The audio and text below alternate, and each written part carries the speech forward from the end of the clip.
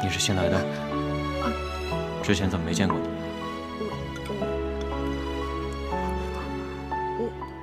我是医徒杜宾。就是沙平威经常跟我提起那个杜宾。正是。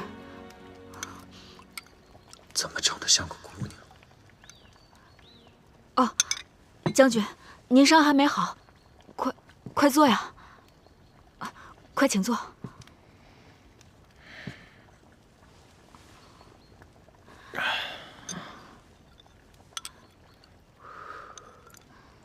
你把头抬起来，我看看。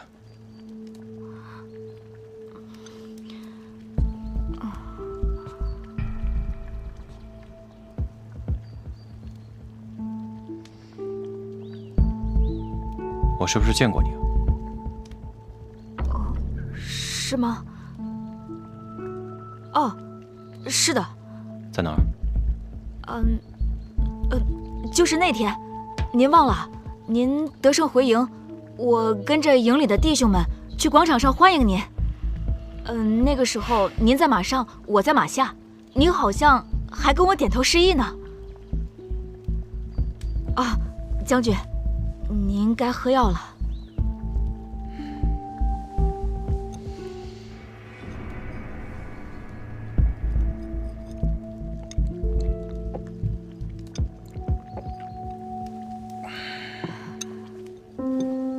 那个，将军，我看您还是需要静心休养。我师傅他等会儿就来，我还得回去熬药，我就先走了。哎，杜宾，你先别着急走，过来坐一会儿。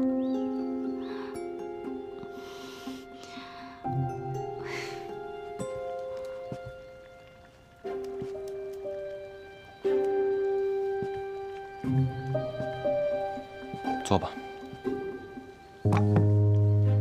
将军，我就不做了。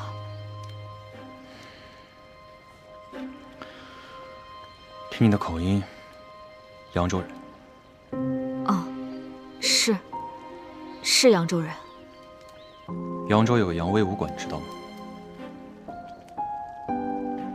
知道。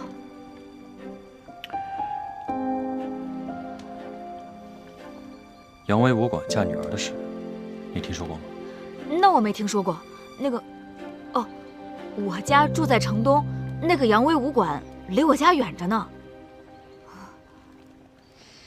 这样，听评委说，你这次随师傅来军营行医，还想顺便找兄长。我兄长，他叫杜奎。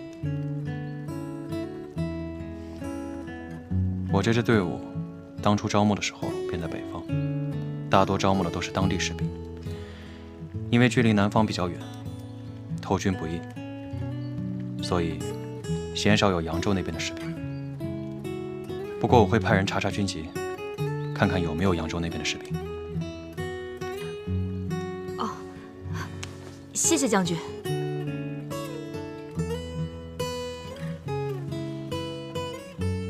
杜宾，哦，你是听谁说的要来荆州找你兄长？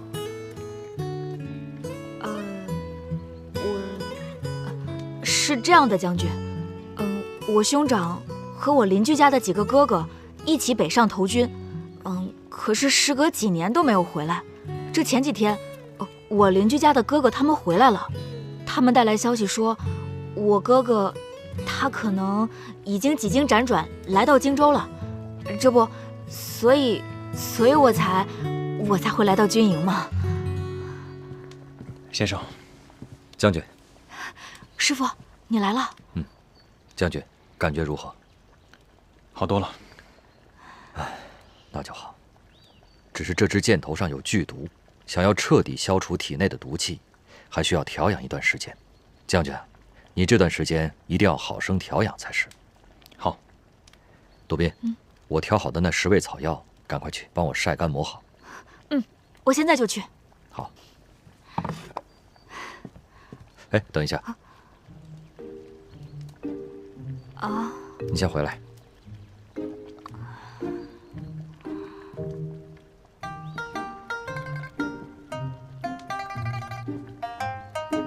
将军，这箭伤调养之事，容不得马虎。我看你这大帐之内，连个士兵都没有，不如这样，我把杜宾留下来照顾你，你看如何？好啊。只是今后就要劳烦杜宾小兄弟了。师傅，我那10味草药还没弄好呢，不如我明日再来吧。不用，你就照顾好将军就好了。将军，告辞了。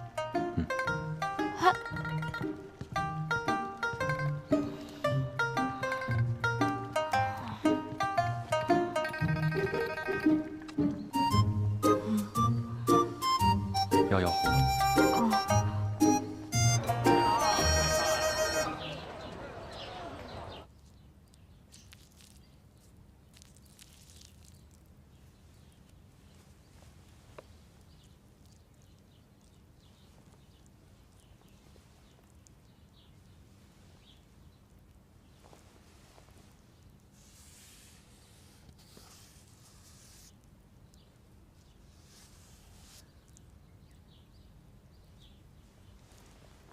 这三少奶奶会武功，没看出来啊。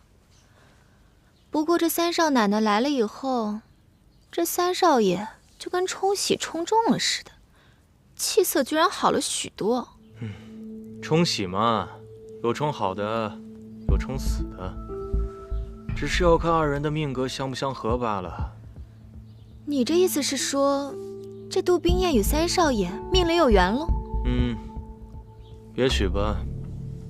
哼，那你以后就不要再与杜冰燕眉来眼去。哎呦，我的乖小巧，你这话是从何说起啊？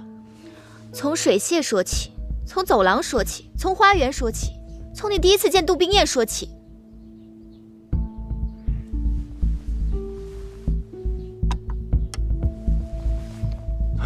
小巧啊，你呀，你可真是眼观六路，耳听八方啊，可就是心眼太小了。倘若这个毛病不改，那你日后如何做齐府的女主人啊？其实我也不想当什么女主人，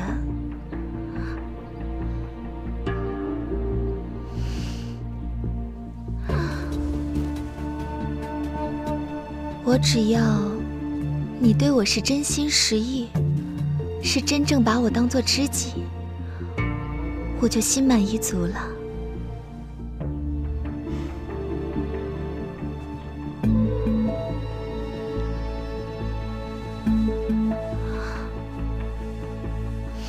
你把话题扯远了。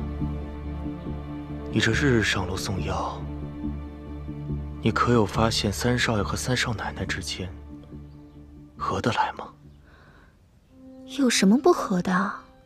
这两人日日在屋里打情骂俏，嘻嘻哈哈的。我实话告诉你，我与三少奶奶攀谈，实则就是为了探探她。你谈他做什么？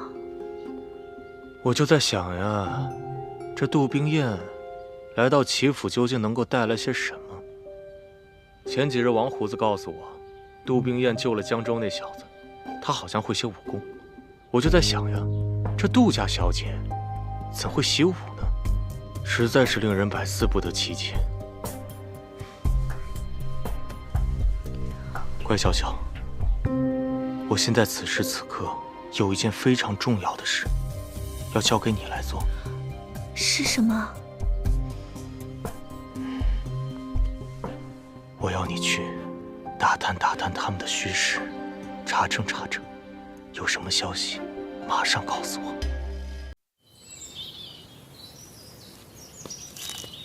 哎，小姐，小巧来了。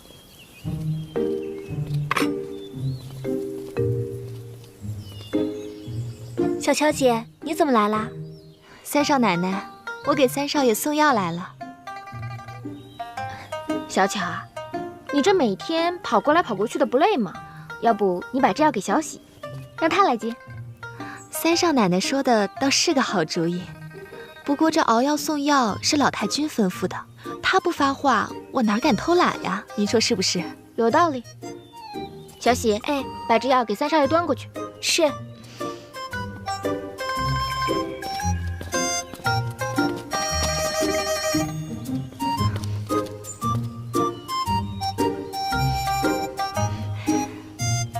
三少奶奶，我有个事儿想求求您。你说。我早就听说扬州的刺绣名扬天下，三少奶奶您又是大家闺秀，这女工定是一等一的好。您今天就让我见识一下吧。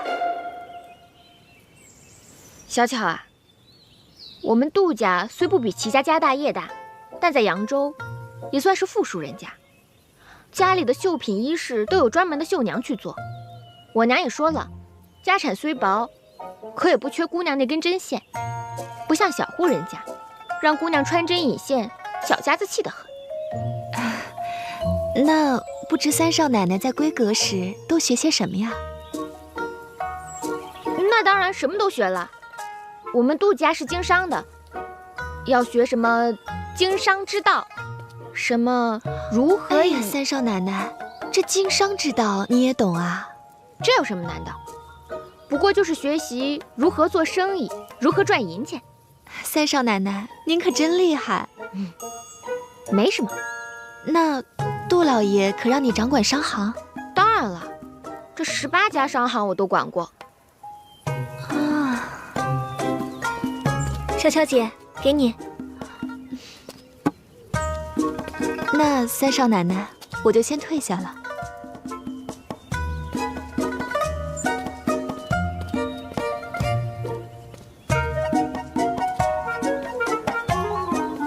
哎，小姐，你们俩刚刚说什么了呀？管过18家商行，哼，这话你信吗？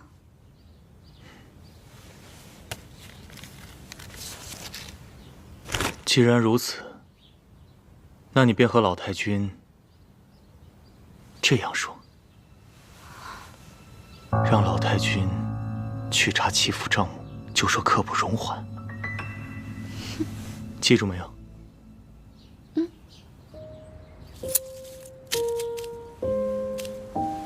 唉，我这个年纪呀，也不知道还能为齐家操多少时间的心呢。天磊呢，身体时好时坏的，也不知道他能不能顶起齐家的门户。好在呀，我有一个世招，要不然呐，我可真是寝食难安了。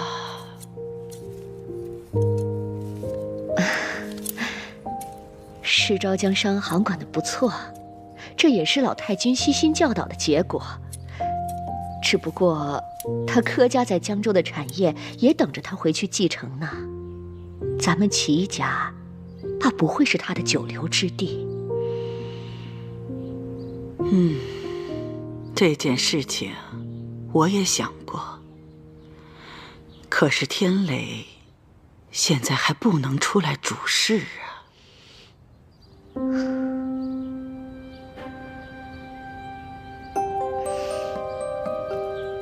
老太君，这三少爷现在可有好帮手了？谁呀？三少奶奶呀。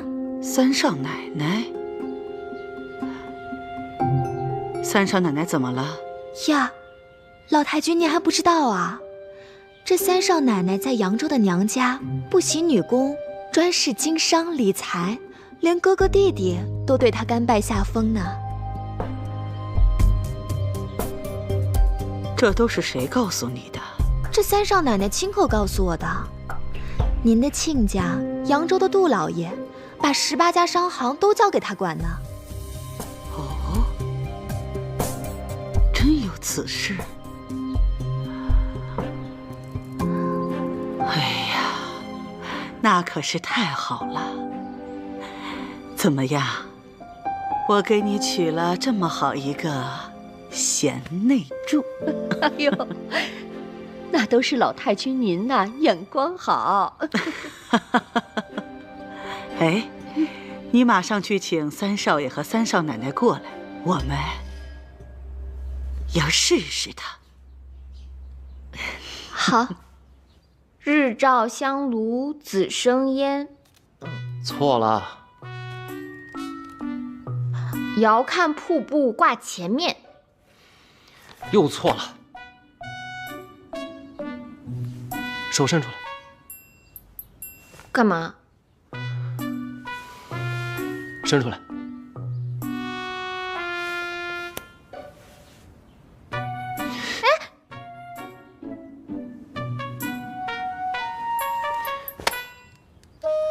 这都念不对，再来。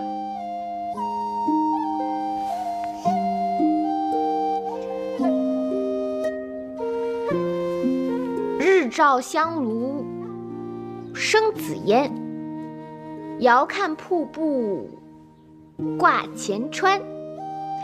飞流直下3000尺，疑是银河落9天。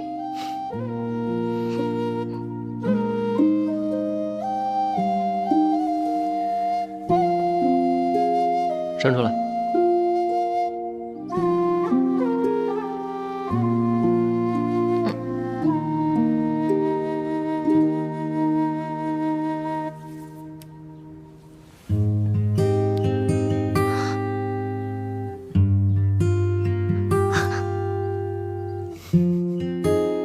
坏蛋！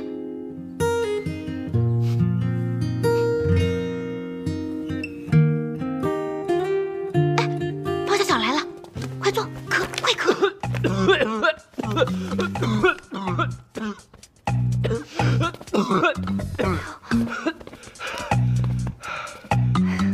小巧来了，三少奶奶、三少爷，你们看书呢，可让我好找啊。有什么事儿啊？老太君有请。老太君找我什么事儿啊？在咱们齐府，只要是老太君有请，不是好事儿也是大事儿。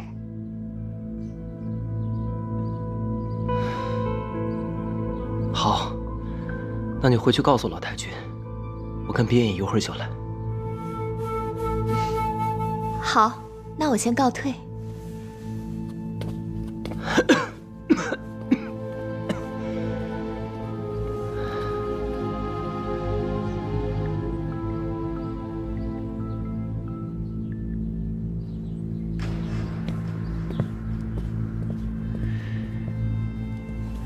奶奶，奶奶，母亲，母亲，过来坐，过来坐，快坐吧，坐下。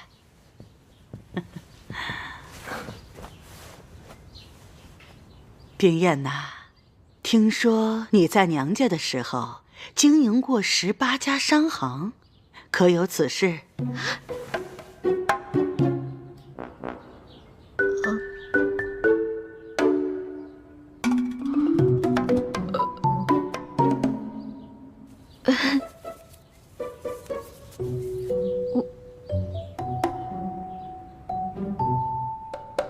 管管，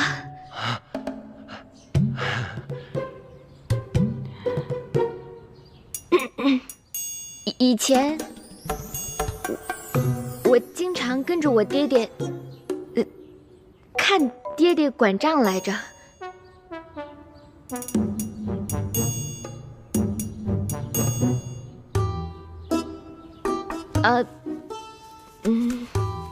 我爹爹就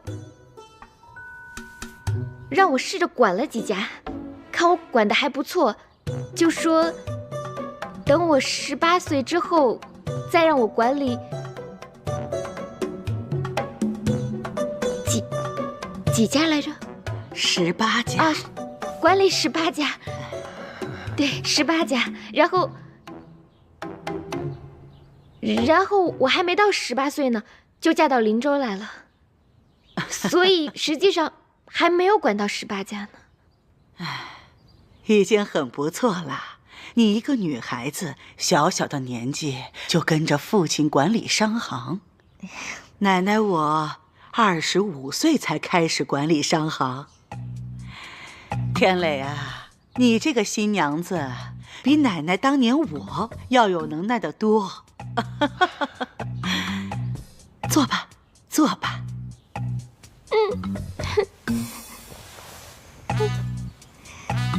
你管理的那些商行进的都是什么货啊？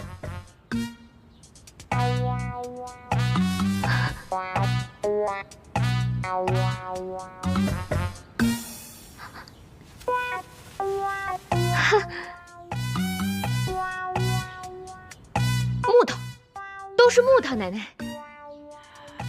你们家商行经营的都是木材生意？没听说过呀。您没听说过呀，奶奶？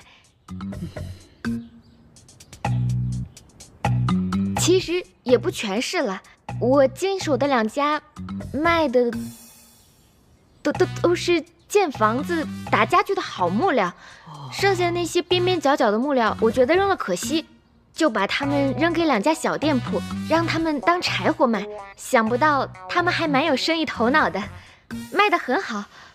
后来在扬州买了好大块地呢。你笑什么？他们真的买了好大一块地。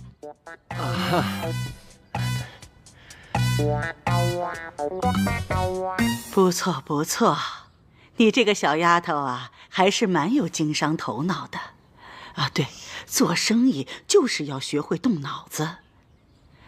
我们家天磊啊，身子弱，以后在这方面，奶奶可就要倚重你了。哦，对了，明天是我们齐家在林州14商行的账目会审，你就来做主持，给他们讲讲经营之道。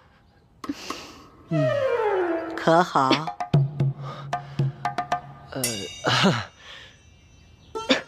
那个奶奶啊，冰燕她刚到林州，这人生地不熟的，我看此事还是交给柯表哥主持比较好。哎，事情都是从不熟到熟的嘛。对。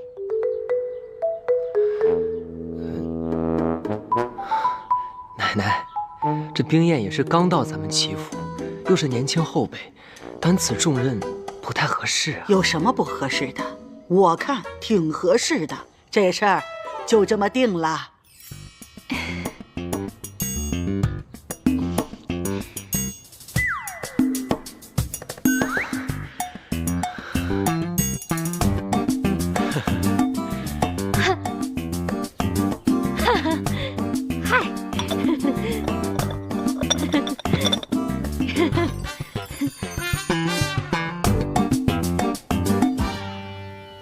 你帮我想想办法呀！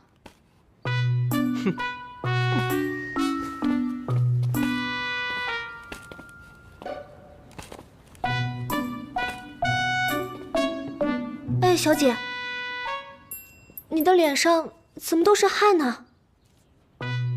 吹的。吹的？这风怎么还能吹出汗呢？吹牛吹的。你们家小姐呀，把这牛都吹到天上去了。她说她在扬州管过18家商行，那老太君一听，开心的不得了，明天就要考她，让她去参加这14家商行的招募会审。啊！哎呀，这可不是玩儿啊，小姐，你会考糊的。那就不考了，我们走。走哪儿啊？回扬州。哎，你们可不能走啊！你这脚底抹油一溜，那岂不是麻烦就大了？哼，能有什么麻烦啊？你想想，你要是现在一走，岂不是证明了你自己不是杜冰燕，而是假冒的杜冰燕？人家能放过你？还不光是你，你那扬州的爹娘都会受到牵连，他们还会吃官司，倒大霉。小姐，齐三公子说的对啊，咱们不能溜啊。那能怎么办嘛？考我又不会，走又不能走。哎呀，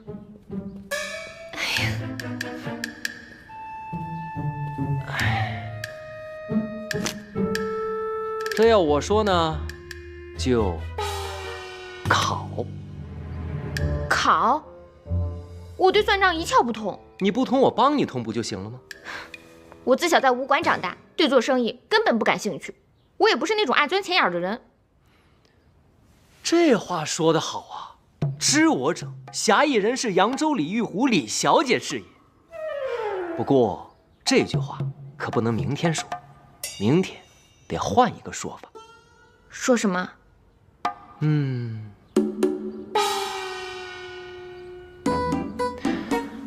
小喜，你的肚子里边是不是装了些许扬州歌谣啊？其中有没有讲做生意的？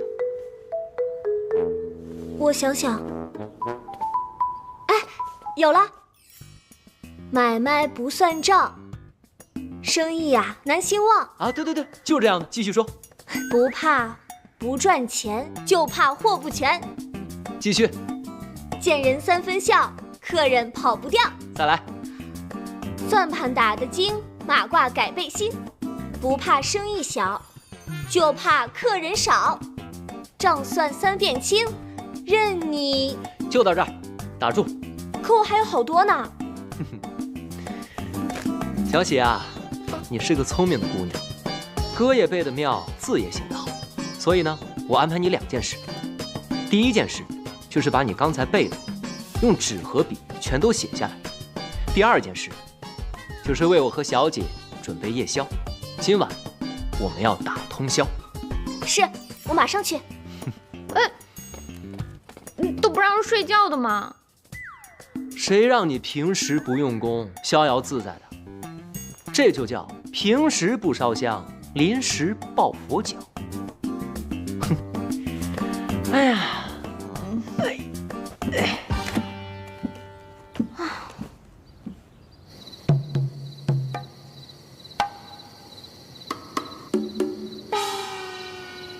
小姐，你快背呀！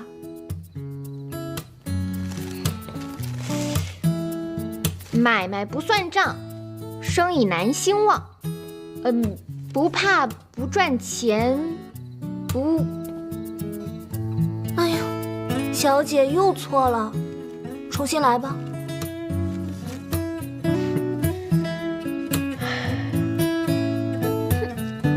买卖不算账，生意难兴旺。不怕不赚钱，就怕货不全。见人3分笑，客人躲不掉。做商变行商，财源达3江。哎呀，对了对了，这次啊全都对了，一句都没错。小喜，你已经办好了2件事情，我再交给你1件。你去外面找个暗处藏起来，看看有没有人偷听。哎，我这就去。你看，我都会背了。这次能顺利过关了吧？还不能过关，你还得再背几首才行。那你赶紧教我呀！不着急，我先教你点其他的。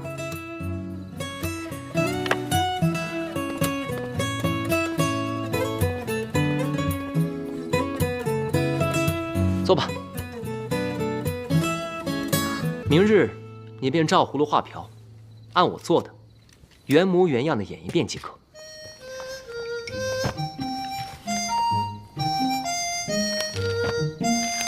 这查账本一定要样样查对，口中轻念项目目录，达到心口合一，手眼合一。哎呀呀，我会，没吃过猪肉，还没见过猪跑吗？不就是要摇头晃脑，左顾右盼？做的还有模有样的，孺子可教呢。还有，我要告诉你一件事，关于齐家的秘密。咱们齐家表面上看起来有14家商行在盈利，但其中有一家是亏本的，叫做大力木材行。柯世昭和老太君都不愿意说，我便悄悄地告诉你，你一定要记住，叫做大力木材行。大力木材行，大力木材行，大力木材行，大力木材行，我记住了。好，还有，若是明日遇到了一些答不上的问题，你一定要随机应变。我怎么随机怎么变呢？我自然会提示你啊。提示不就露馅了吗？不会。看好了，明日我眉毛一挑，说得很好，眼睛一闭，多说无益，左耳一动，唉声叹气，右耳一动，便夸老太君决断英明。你这耳朵真会动啊！还有，我鼻子一捏，立刻装病。装病不是你的活吗？我可不能再装病了，再装病我就欲盖弥彰了。明日只要你一见我捏鼻子，你就要装出一副要呕吐出酸水的样子，就像这样。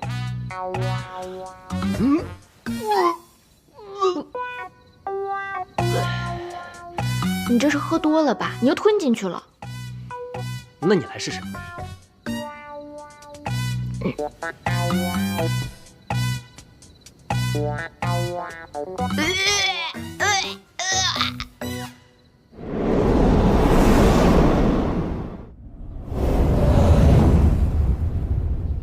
各位主管，请喝茶。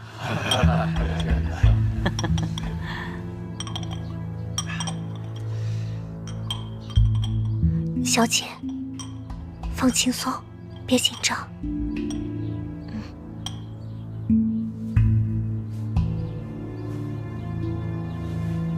外祖母，他们人都到齐了，可以开始了。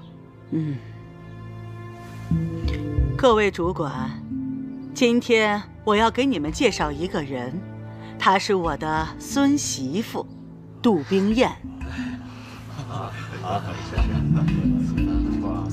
她娘家在扬州是有名的大商户，16岁她就开始管理商行。今天特意带她到这儿来跟大家见个面，致个礼。冰燕，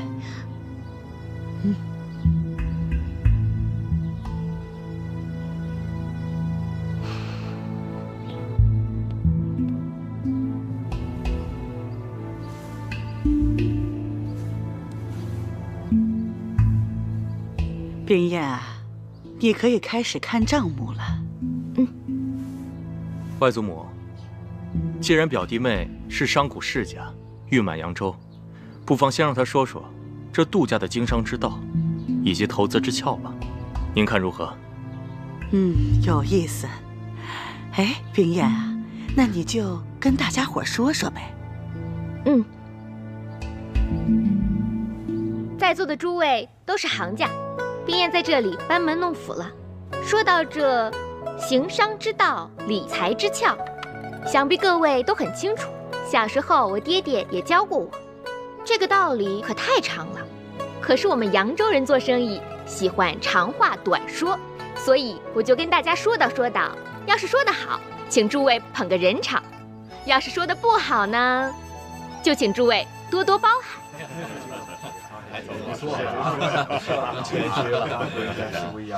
说到做生意，这买卖不算账，生意难兴旺。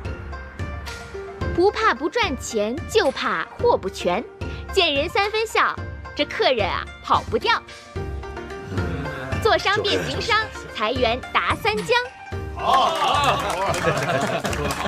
果然是出口成章，是才女。飘小十里，满城共聚欢喜，相遇曲折离奇，就算跨越。这算盘打得精，马褂变背心，不怕生意小，就怕客人少。绳捆三道紧，这账算3遍才能清。这消息抓不准，买卖得亏本。好，言之有理啊！这问不烦，挑不厌，生意兴隆，客满店。一样货百样卖，嘴甜似蜜，卖得快。货畅其流，利无尽头。本大利宽，薄利多销。随行就市，水涨船高。鸡要卖叫，鱼要卖跳。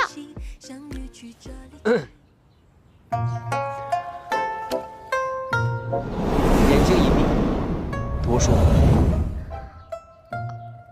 我不能再说了。为什么不能再说了？奶奶，我要是再说的话，就成老太太的裹脚布一样，又臭又长了。这孩子心直口快，说话也不会遮拦。好了，表弟妹，这些是我们齐家14家商行的账目，还请你过目。奶奶，我是抽着看呢，还是都看呢？由你来定。那我就从头到尾都看一遍。我真棒，这算是个奇才了。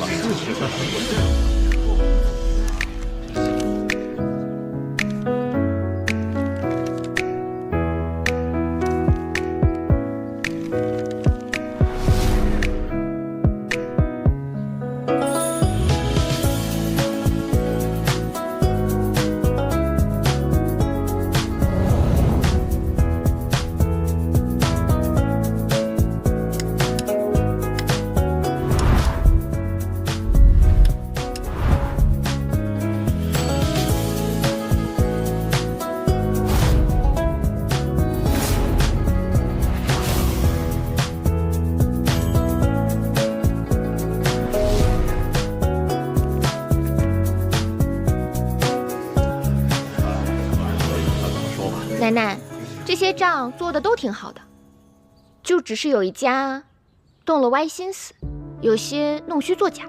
这丫头眼睛怎会如此之尖呢？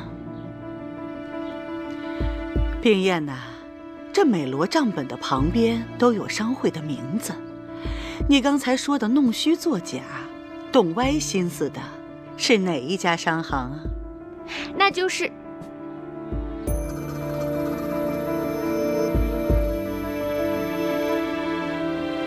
这叫什么名字来着？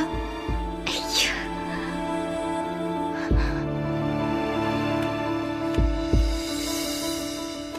哪一家？叫什么木材行？没关系，你就大胆地说吧。我得套出来。奶奶，我呀有个能力，就是能听懂大家心里打算盘的声音，他们会和手里的算盘打架。要不给您展示展示？好啊，各位，咱们一起来看看三少奶奶的本事。各位大主管，算盘打起来！好，打起来！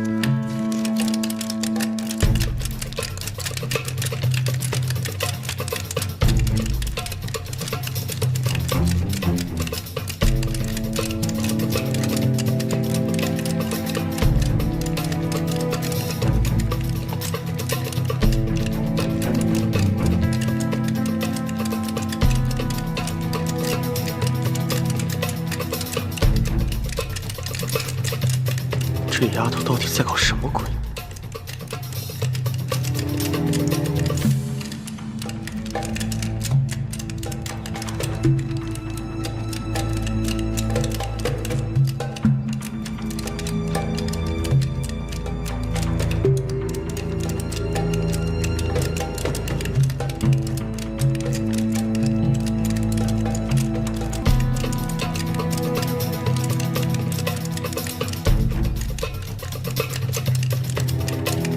停！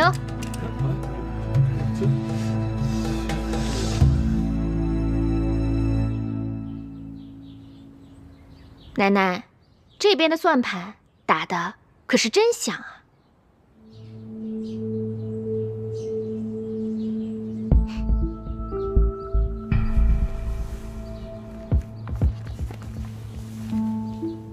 童叟无欺，生已精。诚信经营，生以兴。我眉毛一挑，说得很好。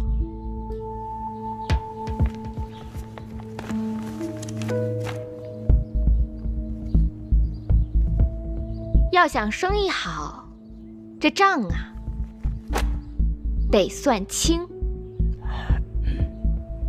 就是他。啊！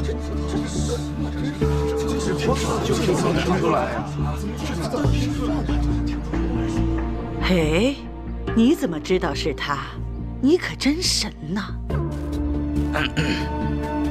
冰燕小姐，只是粗略地看了一下账本，便能找出我们的问题，真是个行家。歪打正着，歪打正着。奇怪，这账都做平了。他怎么知道大林木材行亏本的？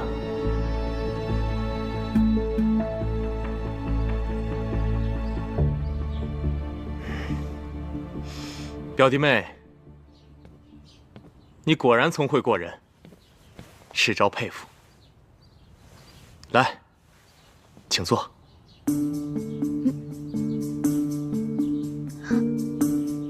啊，请坐，请坐。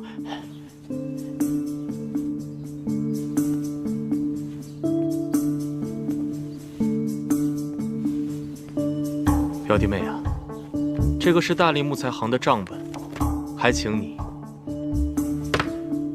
仔细过目。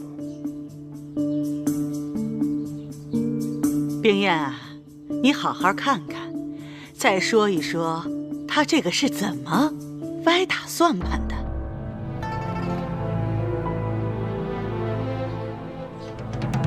这该死的怎么还不说话？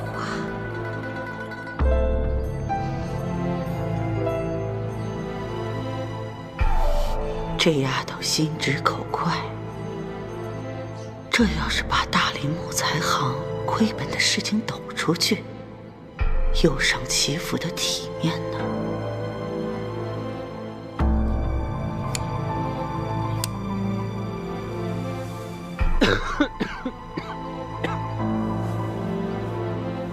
明日只要你一见我捏鼻子，你就要装出一副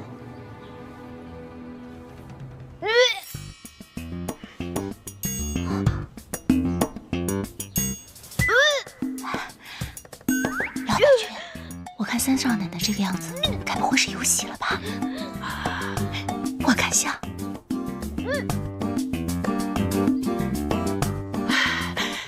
冰燕，冰燕，冰燕，冰燕，哎呀，这账不要看了，也不要再算了，你赶紧到房间去休息吧。天磊，快让他回房间休息。是，奶奶。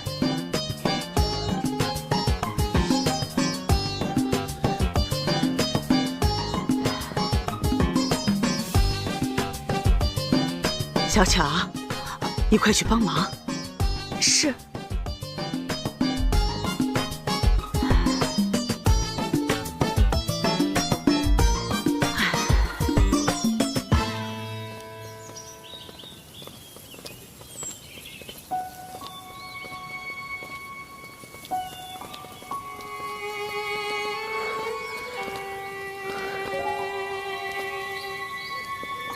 就到这儿吧。小巧，回去告诉老太君，就放心吧。没事的，还是先让我把三少奶奶送回去吧。不需要了。好。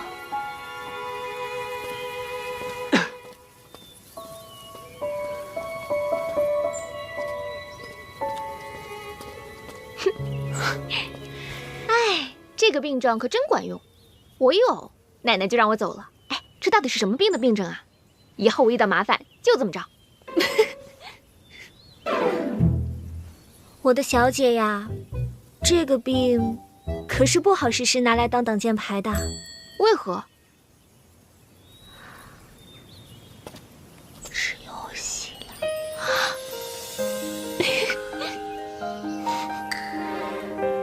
齐天磊，你坏！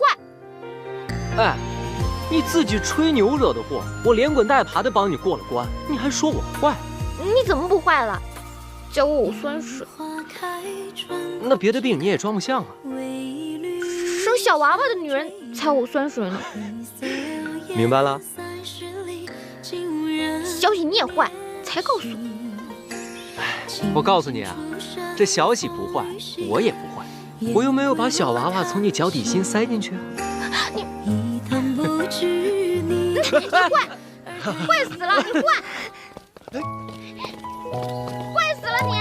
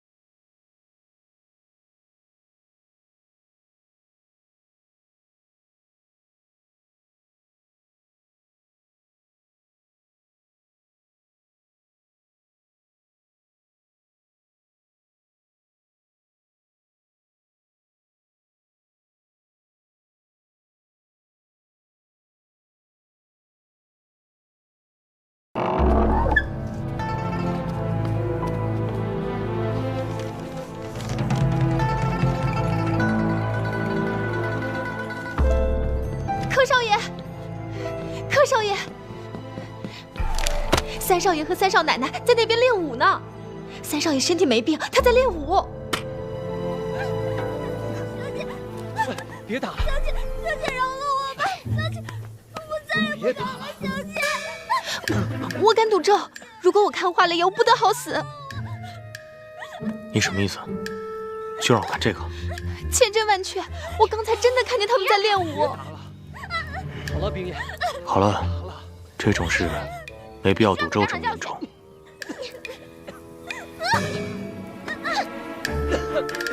好了，小乔，这件事咱不想了。以后要是再遇到这种事，还是要跟我说，记住没有？好吧。好，下去吧。还敢不敢了？冰叶，还敢不敢了？冰叶，方才好险，还好我机灵，早做准备，不然我俩都得遭殃。我给你出一道题，你且猜猜。什么题？你就猜猜是谁怂恿老太君考你的。方小巧，猜对了一半。柯少爷，这还差不多。可他为何与我作对啊？此事说来话长，你再在齐府待些时日，我慢慢告诉你。又跟我打哈哈。我刚来齐府的时候问你，你这是需要冲洗的病秧子吗？你怎么跟我说的？哎，这事儿一两句话是说不清楚的。反正你人都在齐府，以后慢慢告诉你。可你告诉我什么了？你什么都没告诉我，反倒是把我肚子里的话全都掏出来了。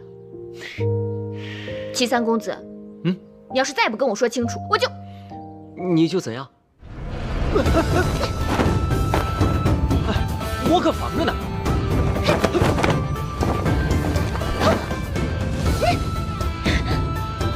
为何无病装病？好好好，那我告诉你，你先坐下。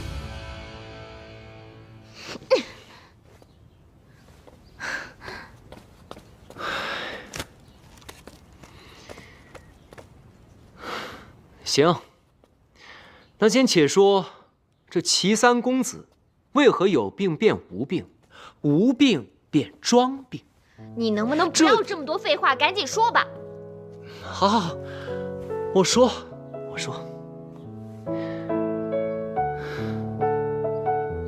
话说这林州首富齐府，几代男人骄奢淫逸，吃喝嫖赌，落得个疾病丛生，身亡命丧。老太君主持家政，只见大哥齐天祥老实敦厚，先天不足；二哥齐天放生性闲散，于是呢，就只能把希望寄托在了我的身上。老太君对我格外宠爱，让我每日待在屋中，休养生息，锦衣玉食，人参燕窝供应不绝。可正是因为这样的宠爱和骄纵，让我灵气有余，精气神不足，落了个病秧子的下场。但这不幸中的万幸，我这歪歪扭扭的病秧子也长大成了人。可是近几年，咱们齐府不知沾染了什么邪气，怪事不断。什么怪事？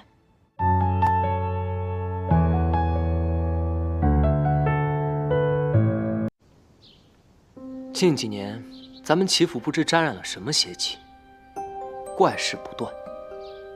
什么怪事？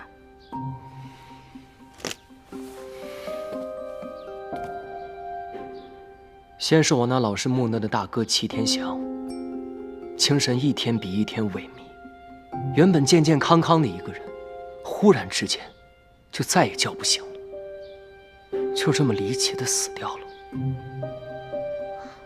我大哥死后不到1年，我二哥也遭遇了厄运。我二哥齐天放生性闲散，但并不娇宠，身子骨比我还强出了许多。若是他能改掉闲散的毛病，或许也是咱们齐家一名有用的男儿。可就在那个夏天的晚上，天气闷热，二哥齐天放开敞门窗睡在凉席上。夜深人静之后，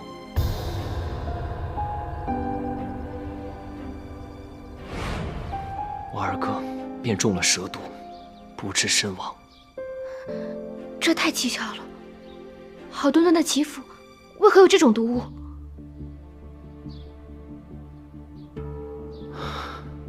那个时候，由于我大哥、二哥相继离世，齐府上下都流传着一个传闻，说齐三公子活不过25岁。那时的我被吓得心惊肉跳，寝食难安，我便病上加病。再后来，后来怎样了？万念俱灰，我就觉得自己是一个被困在金笼子里面的病鸟。我便找了一天，甩掉了所有的丫鬟和仆人，一个人逃到了城池外的荒郊野岭。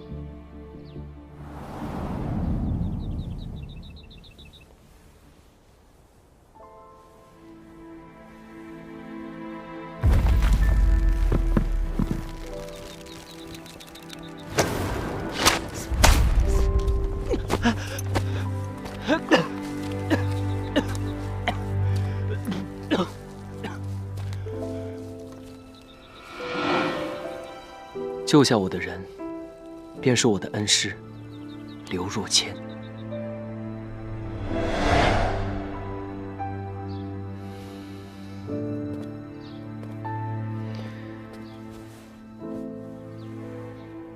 师傅将我带回了齐府，带到了奶奶面前，说我还有救，奶奶便将他留到了齐府，他便成了我的师傅，还传授了我一身武功。这么说起来，你还真是不容易。想起以往，恍如隔世，恩师就是我的再生父母。你这从有病到无病，我是听明白了，可是从无病到装病，其中缘由你还没告诉我呢。恩师来了府中半年，对咱们齐府的情况洞若观火。他告诉我，钱财对于穷苦人家来说，那是救命生存的根本，可对于咱们齐府，那是催命的毒药。别看这亭台楼阁、碉楼玉柱，这齐府里面的人早已变身豺狼，杀心四起。师傅还告诉我，要我韬光养晦，装出一副大病未愈、时好时坏的样子，方可让豺狼掉以轻心。那你就不能求求你师傅帮忙，将豺狼绳之以法吗？冰冻千尺，非一日之寒。此人在齐府隐藏极深，若想抓住他的把柄，还需等待时日。我看你们这齐府，根本就没什么好待的。那你是想回扬州去了？你们齐府就是泥塑的金刚，外头看着亮，里头黑得很。我李玉湖迟早要回去的。那你是想把杜冰雁给换回来？那更不可能了。冰雁姐姐就是个文弱女子，又不像我一身武艺，什么都不怕。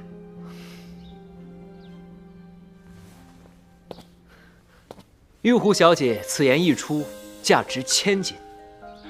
我齐天磊不求天不求地，但求玉湖小姐留下来，助我一臂之力。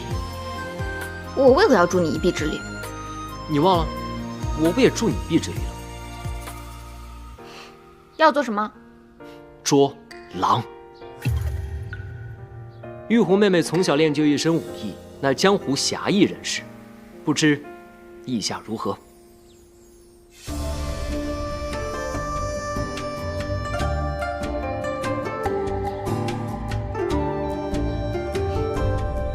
本小姐答应你。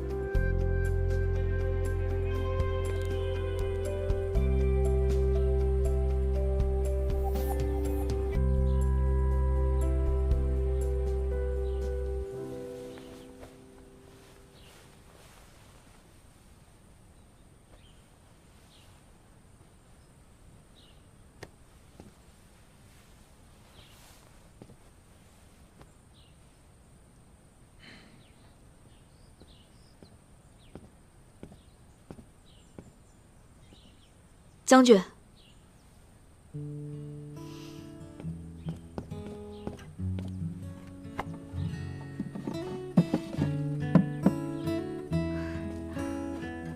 将军，该喝药了。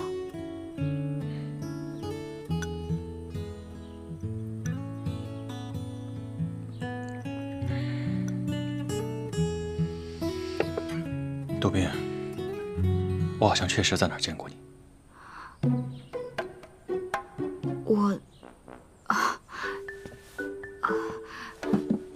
将军，我不是说过吗？那天您得胜回营，您在马上，我在马下。不对，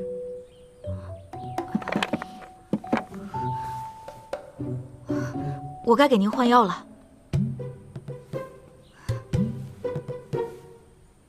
我帮你。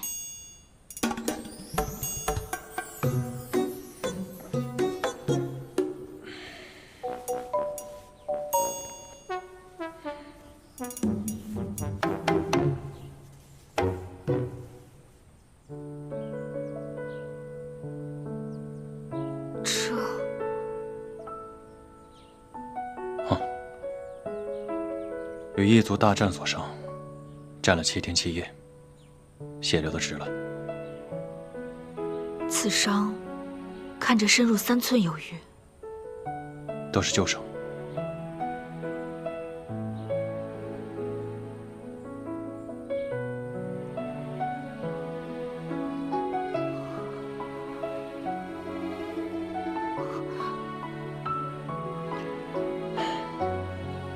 这是被昔日战友所出卖，没防得住背后的暗箭。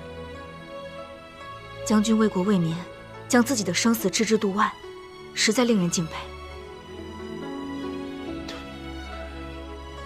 没想到你一个小小的药童，竟如此深明大义。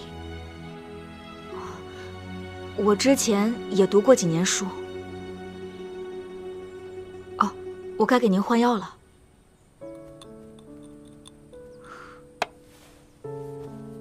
有些痛，您忍忍。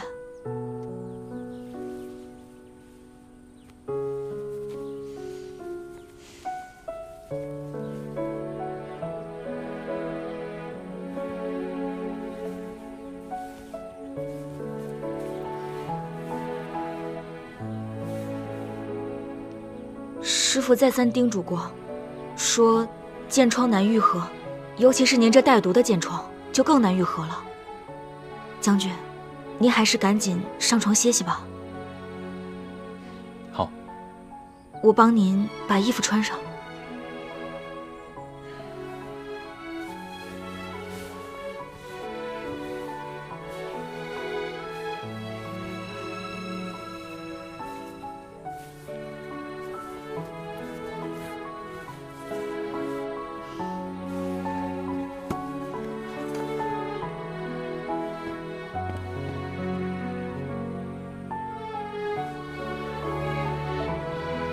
将军，我看您这儿也没个人收拾，我帮您收拾一下吧。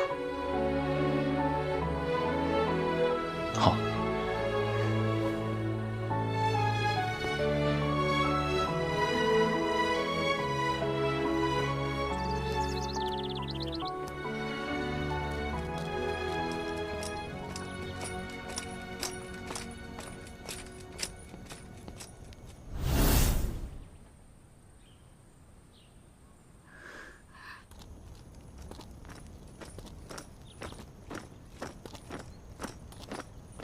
廷尉，你刚才说将军已经去世过2任妻子了，到底是怎么回事？第一个夫人好像是难产而死，当时母子俩都没保下来。第二个呢？第二个夫人好像是随将军一起远征西南边关，长途跋涉，突然中疾不治而亡。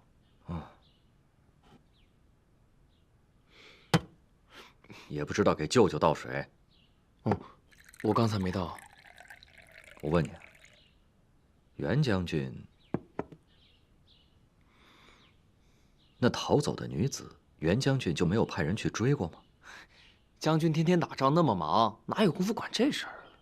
大哥说了，人家小女子不愿意就算了。评尉，日后你要多向袁将军学习啊。我知道了，舅舅，都说了800遍了。啊，强身健体的，好好补补你自己的身子。谢舅舅。一天到晚傻兮兮的。我才不傻。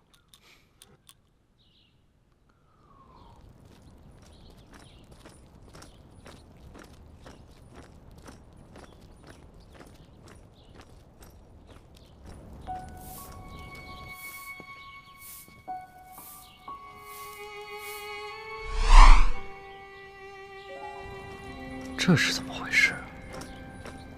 这俩人，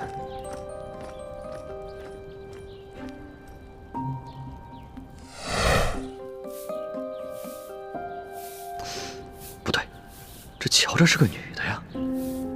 杜宾，杜宾，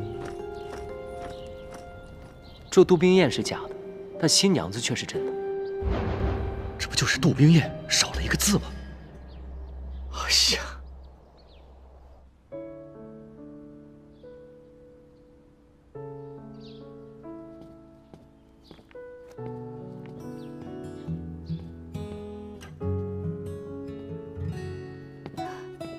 将军，该用膳了。这么多好吃的。将军，你中了箭毒，有些发物不可乱吃。我呀，特地选了一些温补的食材，快来尝尝。差点忘了，你的伤还没好，还是我喂你吧。不用。啊？我堂堂将军，怎可如此？虽说你是将军，那也是我杜宾的病患，在战场上听将军的，在这病榻前，那可得听我杜宾的。还是我来喂你吧。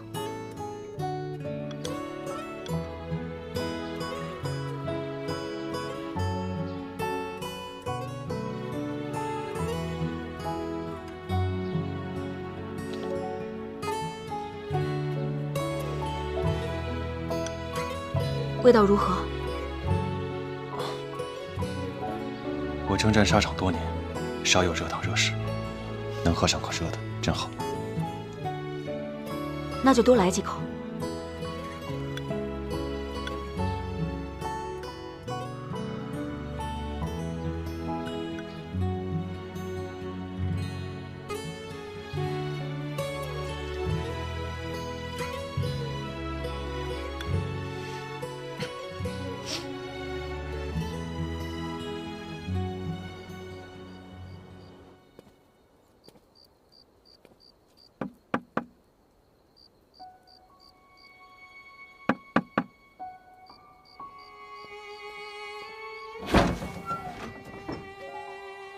小乔姐，你怎么来了？给三少爷送药啊。哎，等一下啊，少奶奶，小乔姐来给三少爷送药啦。三少奶奶，这药已经熬好了，得让三少爷亲口喝下去，老太君才能安心呢。他已经歇着了，交给我吧。你去歇着吧。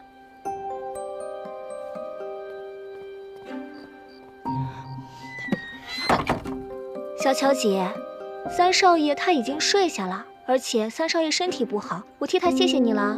你快回去吧，明天还得早起呢，快回吧啊！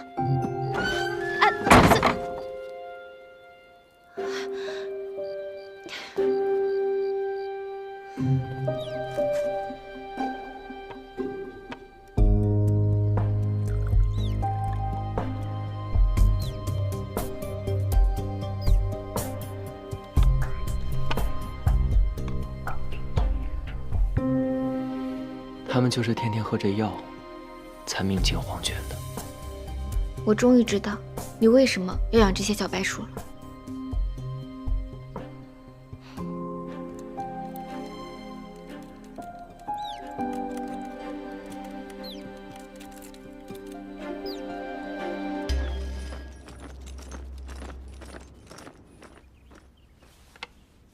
记得1日1剂。来，杜宾。跟我来。下一个。谢谢。恢复的差不多了。杜宾，再给他拿一些乙种药丸。好。乙种。哎，杜宾，忙着呢。多谢。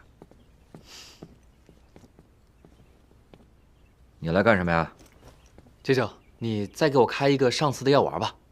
哦，杜宾，帮他去拿1颗乙种药丸。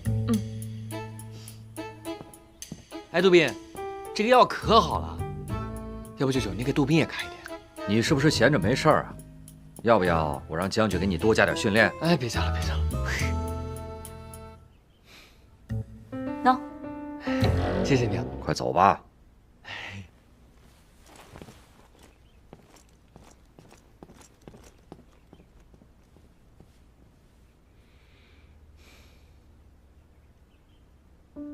杜宾，啊，来坐。哦，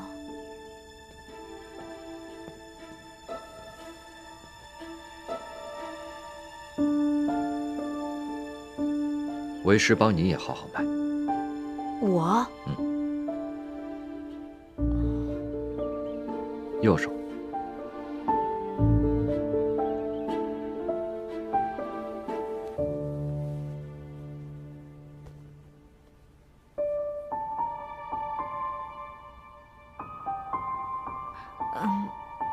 师傅，我这……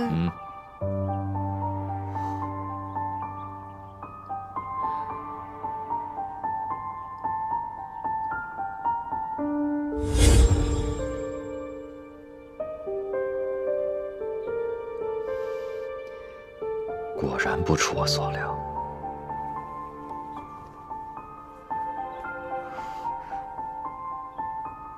一会儿我给你下个药方，你回去无人的时候再看。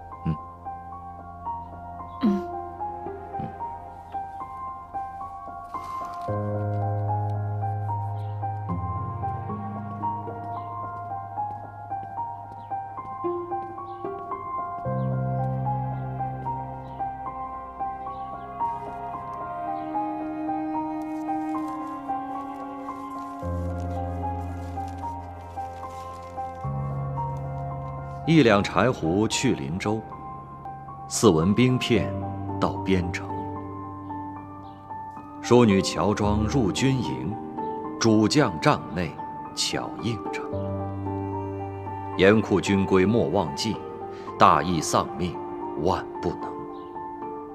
如须为师来相助，明日见面续详情。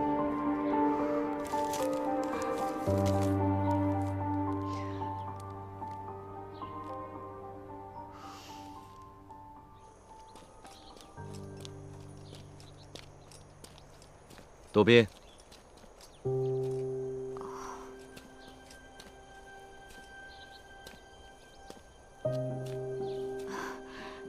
师傅，为师帮你开的药不难吃吧？不难吃。师傅，我悬壶济世救过许多人，杜宾，就你这点小病，师傅保证帮你治好。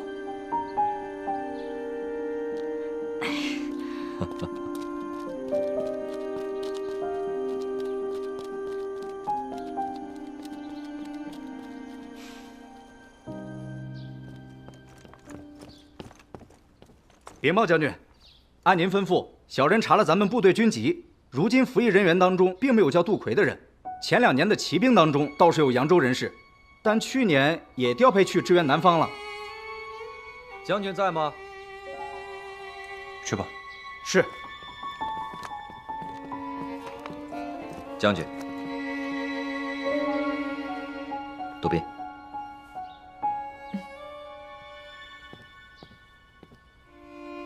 将军，我来帮您看看伤口。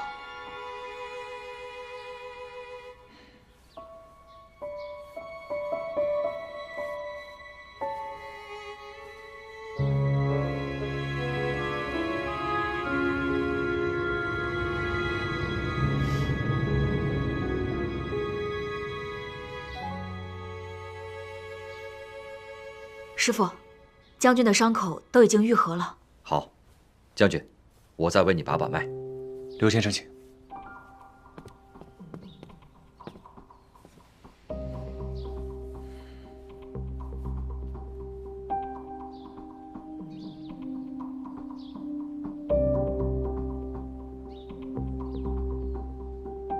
将军请放心，再休息2日，便可上阵杀敌了。多谢刘先生。杜宾。哦。我已命人查了军籍，我部并无杜魁其人。兄长不在此处，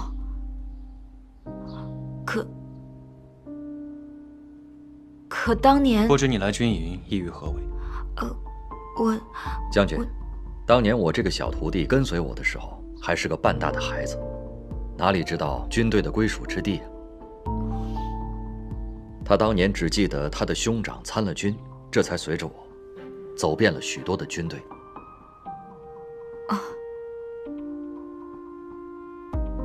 原来如此。大哥，大哥，敌军又来叫阵了，又来叫阵，而且这次出来的都是骑兵，恐怕是要冲营啊！替我准备战袍。且慢，今日不可上阵杀敌，崩裂的伤口很难再愈合。刘先生，等不及了，评尉，马上调派100名弓箭手上阵御敌，我去观察敌情。是，将军，我和杜宾一同前往，以防不测。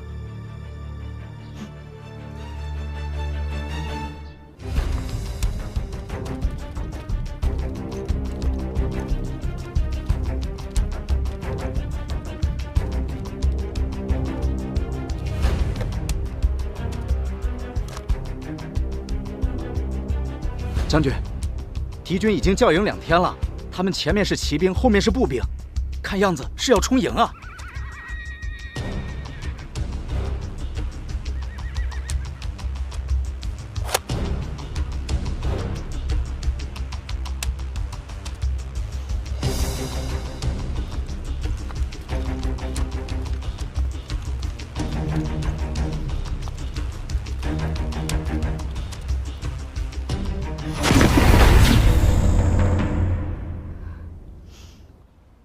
敌人此次以骑兵为主，妄图依己之长，攻我之短。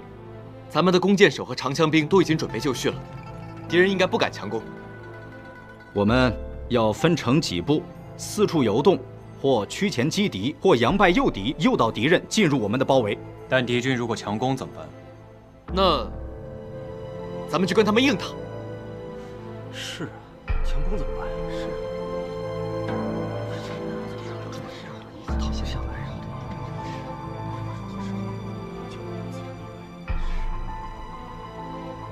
还有吗？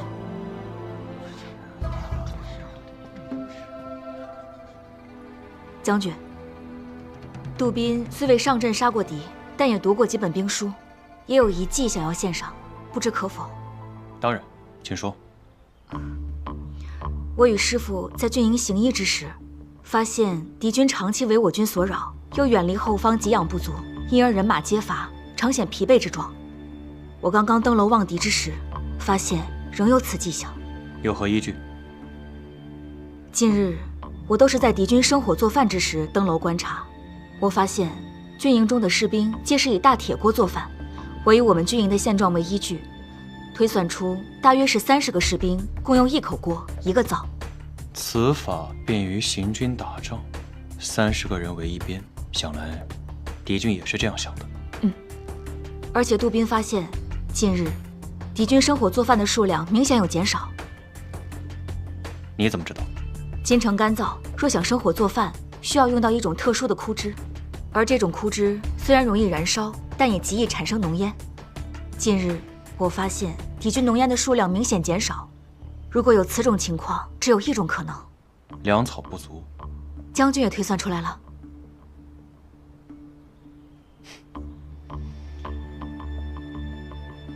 观察入微，心思缜密，做得好。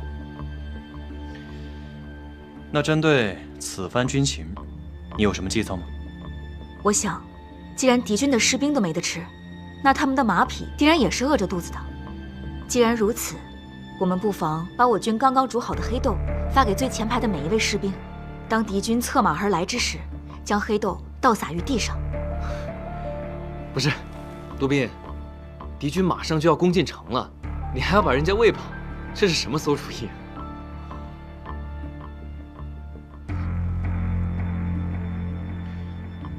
你继续说。我想，那黑豆香气扑鼻，那些马匹本来就饿着肚子，他们闻到黑豆的香味，定定然会四处散开，也不会再听敌军的指挥了。我们便可趁此时机，杀他们个措手不及。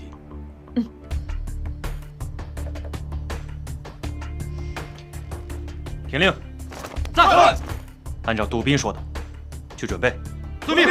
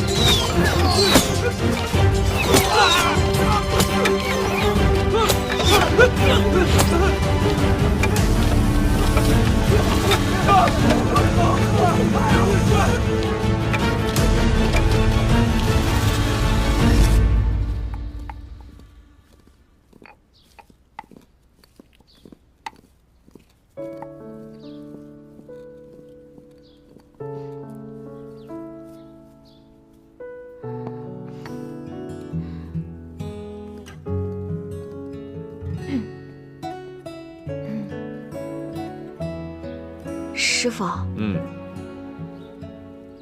我一直有件事想问您，您为何不仅知道我叫杜冰燕，还知道那个姑娘的名字呢？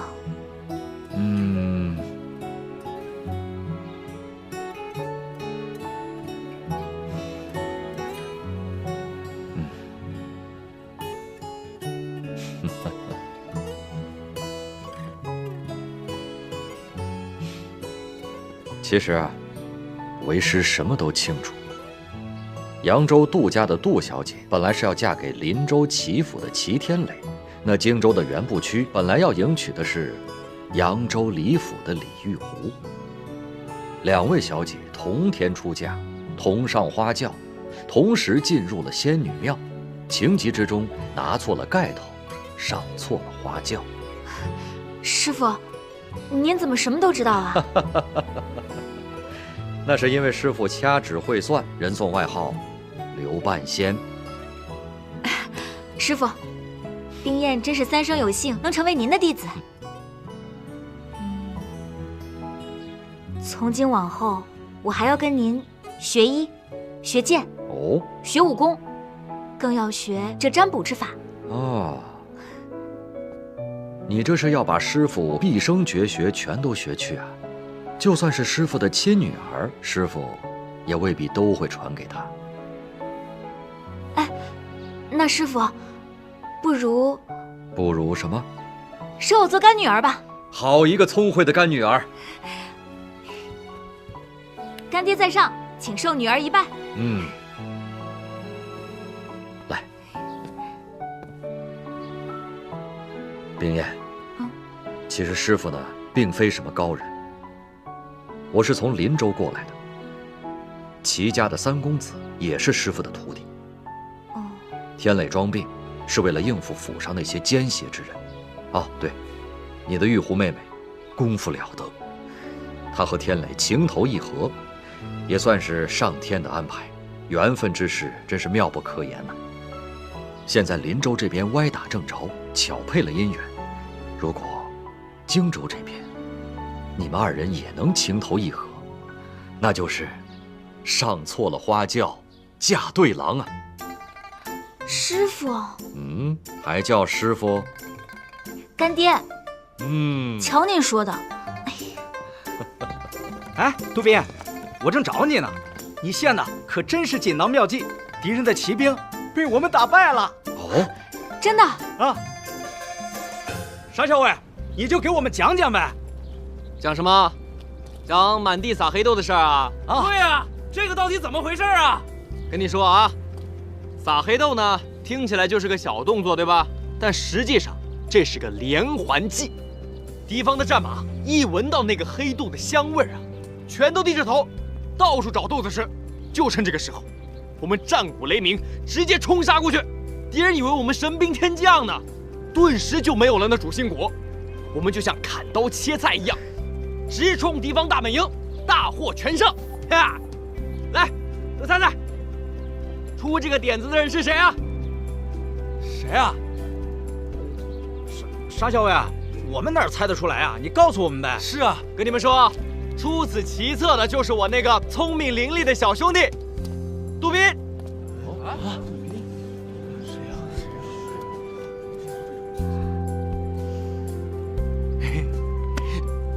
哎，大哥来了。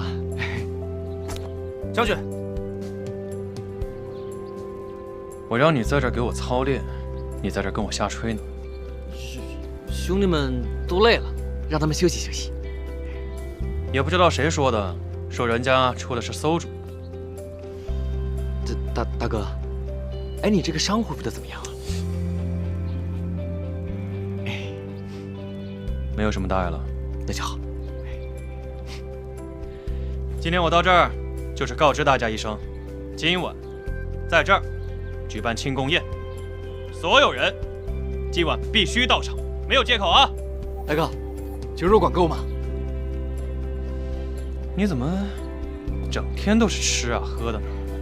我这管，今晚畅饮，畅饮！多谢将军！多谢将军！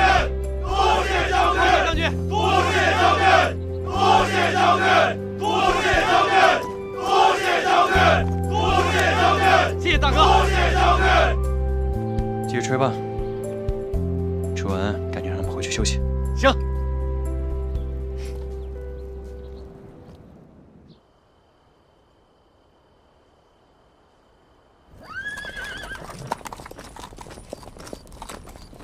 干爹，我们的药材用得太快了，那药箱都快空了。您说这可怎么办啊？近日我回林州去采购一些药材，顺便正好去看看玉狐和天磊的情况。对了，干爹，你等等我啊。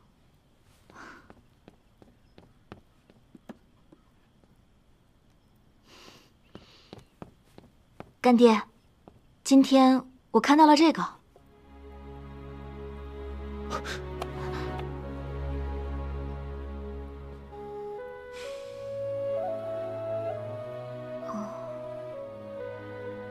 干爹，这是何物啊？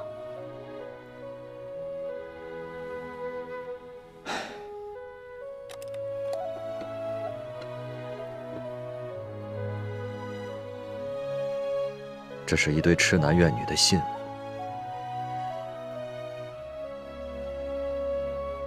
我有位师兄叫做风彻，医术十分高明，当年救助了很多病人。只是可惜的是，唯一者却不能自救。那这朵莲花为何只有半朵？另外半朵去哪儿了？还有，师父您刚刚说的那位风师兄，他又经历了什么？这半朵金箔莲花，是我师兄与他心爱女子的定情信物。